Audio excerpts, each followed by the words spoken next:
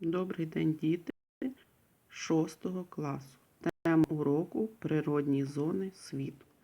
Природна зона – один із великих природних комплексів Землі, основним чинником формування якого є клімат, співвідношення тепла і вологи, що закономірно змінюється від екватора до полюсів і від океанів у глиб континентів.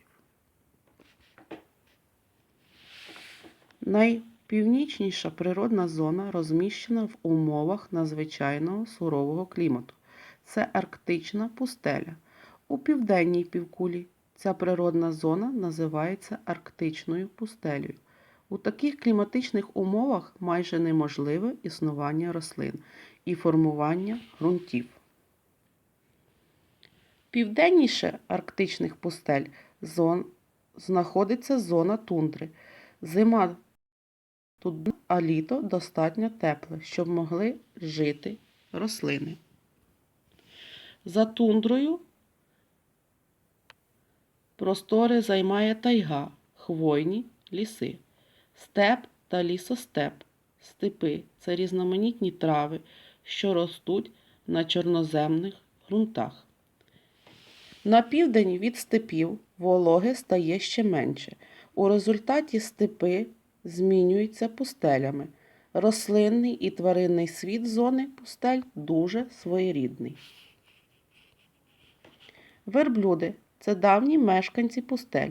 Крім того, це перша тварина, яку приручила людина.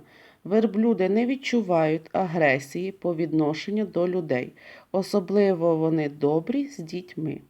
Верблюди – єдина тварина, яка відмінно відчуває себе в пустелі. Будь-яка інша жива істота загинула б, перебуваючи на розпеченому повітрі протягом усього дня без води та їжі. Верблюд може не їсти і не пити кілька днів поспіль. Це пояснюється тим, що під час подорожі він харчується запасами, відклалися в його горбу.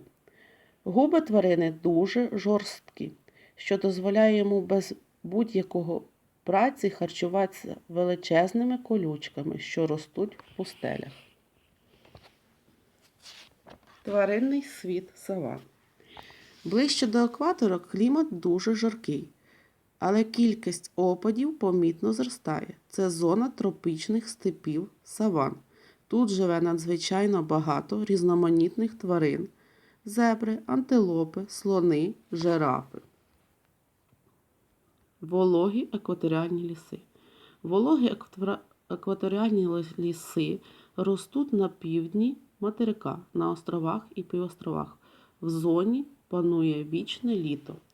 На червоно-жовтих фаралітних ґрунтах ростуть густі ліси. Високі дерева сягають 70 метрів висоти. Під ними ростуть нижчі і ще нижчі карликові пальми, фікуси і деревинні папороті. Тваринний світ – мавпи, серед яких макаки, гібони, мартишки,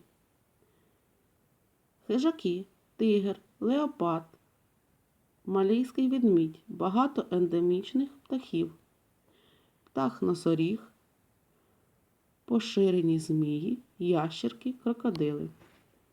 Ваша домашня робота. За картою природних зон Землі заповнити табличку.